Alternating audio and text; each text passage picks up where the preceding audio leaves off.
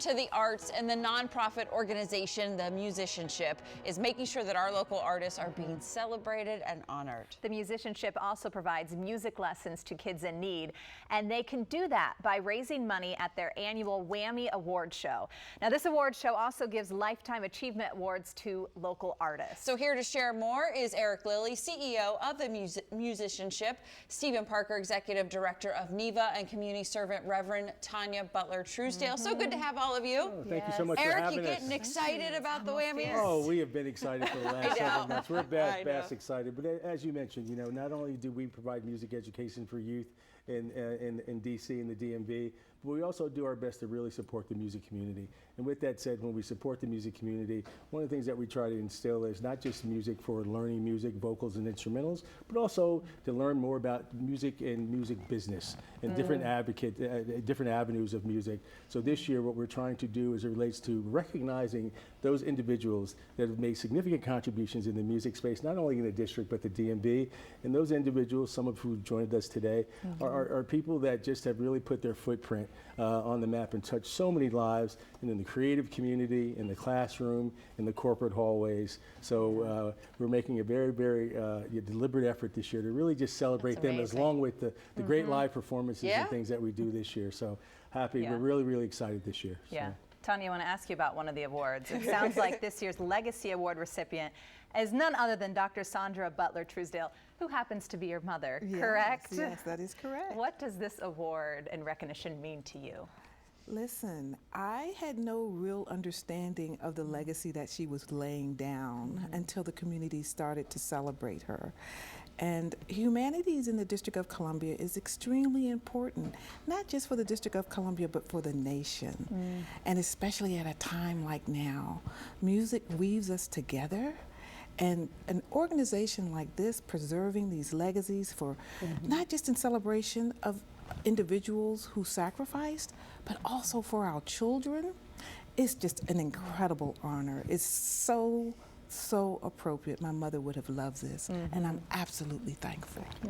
Well, I love too, you get to, in our community, we're learning about people that we aren't necessarily seeing on stage, but that are building up this music industry. Stephen, your career is music and politics. You kind of have a little mix there. You're being honored as this year's Music Industry Executive Award. How does that feel?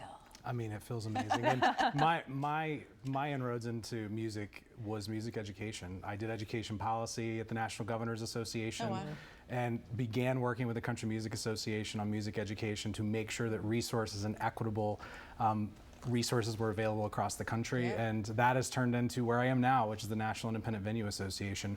We are creating the stages across the country, including here in DC, for up-and-coming artists to have a place to grow their talent and ultimately be a launching pad for everything they're doing. And I'll just say that this award is just as much those leaders at the 930 Club, at Songbird, at Blues Alley, and all these other venues here in DC that are making sure that up-and-coming artists have a place to start and grow.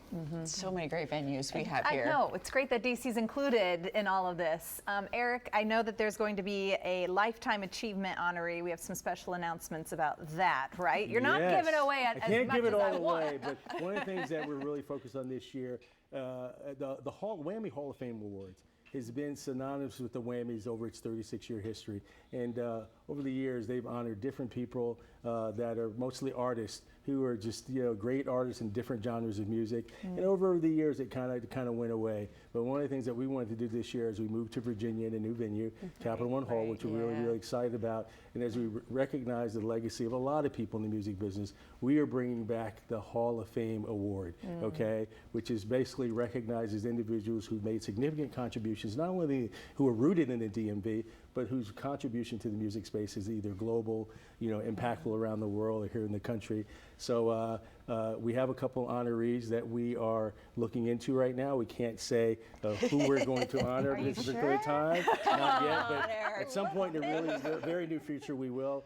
But we are just excited because, again, they're a reflection, just like these two people right here, just a reflection of just the wealth and the great music environment that is the DMV. This is about a celebration of DMV, the music community in large, and joining them, just I can share a couple other names, but joining them as honorees will be Paul Reed Smith, from Paul Reed Smith is PRS Guitars out of Maryland. Dr. Natalie Hopkinson, who's behind the Don't Mute DC movement. Oh, yes, of course. She's being awarded. We have a some Hitmaker good ones award. coming. There's some good ones coming up. And we want people to Okay. know Allison Seymour, Wisdom Martin, and Lorenzo Hall are going to be there as hosts. It's going to be a wonderful Yes. night. Thank you all for coming in thank you with for us having today. us. To get your tickets to the 36th Annual Wammie Awards, yes, you can be a part of all this. It is Saturday, April 20th. Just go to whammies.org.